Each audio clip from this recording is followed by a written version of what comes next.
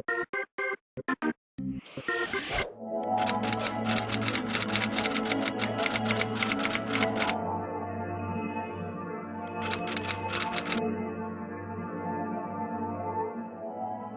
had an incredible, humbling time with UNICEF on the last trip, and they were very important bits to us. Both you and I have children. UNICEF looks after children. Although it's attached to the United Nations, it's self-funding, it relies on donations and stuff, and we were very touched by all the stuff which we saw on the last trip. And so when we decided that we wanted to go down through Africa, and Africa is somewhere where everybody talks about, if you want to ride a motorbike through a continent, then, Africa has got to be one of those on the list. And we've done the top of the world, and it just seemed logical to go down through Africa. I think that when you're riding a motorbike through anywhere really, you're much more involved in the elements. And so if it rains, you're in it. If it's dry, if it's hot, if it's dusty, it's all part of it. And I think you do feel much closer to where you're riding through. And I think people react very differently to you as well on a motorbike. If you arrive in a village or somewhere on a motorbike, you're already in the environment.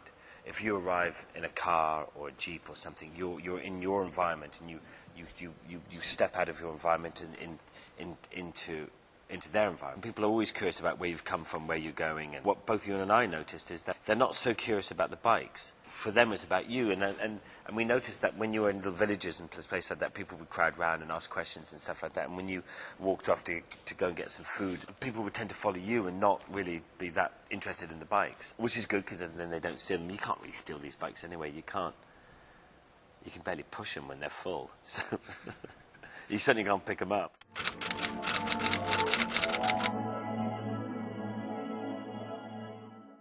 Ewan's one is got the zebra, so I thought that when we're going through the African plains or the jungle, that if a lion saw my bike first, he'd see a leopard and think maybe not, and if he saw Ewan's, it'd be a zebra and food chain, and probably go for Ewan instead of me.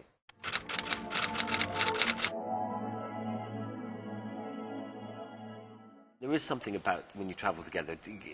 When you're living in each other's pockets for 3 months at a time, it almost becomes like a marriage. I know him incredibly well, and I know, just by looking at him, I know what he's thinking or whatever, and it's nice. Any trip that you go off with friends, or it doesn't have to be blokes, it can be girls and whoever, it doesn't really matter.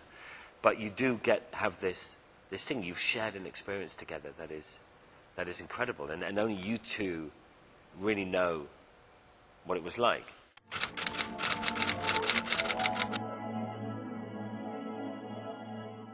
One of the things that I noticed when we were talking about going through Africa is that when we said to people, we're going to Africa and stuff like that, there was a fair amount of negativity there of people saying, that's a dodgy continent, I wouldn't travel there. And you go, have you been? They go, oh, no, never been. Well, how do you know? We did some training that journalists do, hostile environmental training, which was fantastic. And then we did another section of training with another bloke who was from South Africa, and I thought was incredibly negative about it. He said that, you'd be lucky not to be macheted to death. And, if you're camping and you leave your tent open, you're going to get your face ripped off by a hyena and all sorts of stuff. And we kept saying, oh, no, that can't be true. And he goes, no, it is.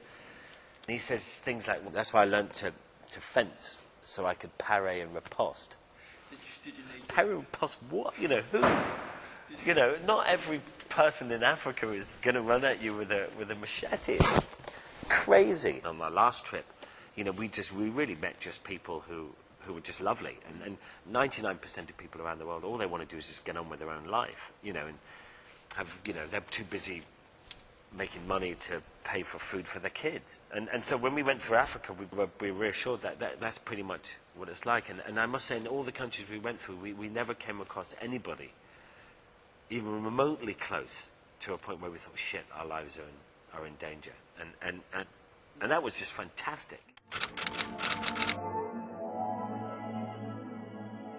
I think the real dangers of Africa, and you've got to be so careful, are riding on the roads. And some of the roads, I think we did more messed up roads and gravel roads mountain passes and stuff than we did on the last trip. I think for the riding, it was definitely harder and more dangerous. I mean, because you've got to remember that all the animals that are on the road, the animals that survive in Africa, it's not like going to the zoo where you see a mangy old, lion or something. I mean, in Africa, it's all prime filet beef in Africa. So every animal you come across is in its prime, and in the minute any animal gets a bit of a limp or gets a bit old, it's eaten.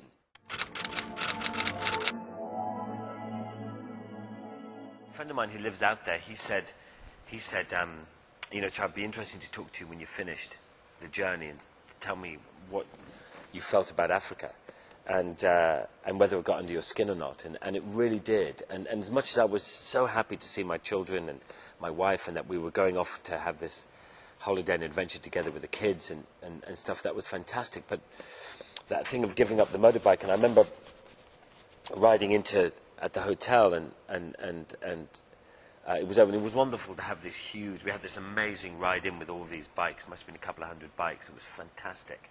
And parked the motorbike up in the car park at the hotel and stepped off it and was taking bits of my personal stuff off and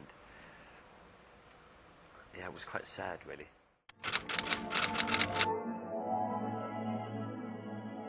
We spoke about other trips on the way, long way up, going through South America, North America. I've kind of been thinking about long way down under. I'd like to go from London to Sydney, through all the stans and Pakistan and India and Thailand and Papua New Guinea and all those islands, bunny hopping those islands to get to Australia and stuff. That would be good. But we'll see. I think this one hasn't come out yet. So, but the book's out, and TV show comes out on BBC Two at the end of this month, 28th of October, after Top Gear. So I think we just need to. We haven't even finished editing yet, so I think we better get on with that before we start thinking about another one.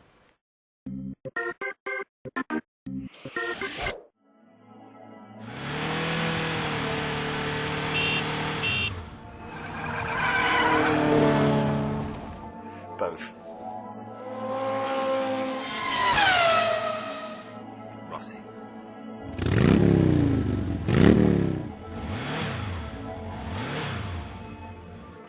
BMW.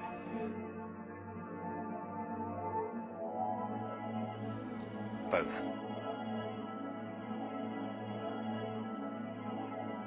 New York.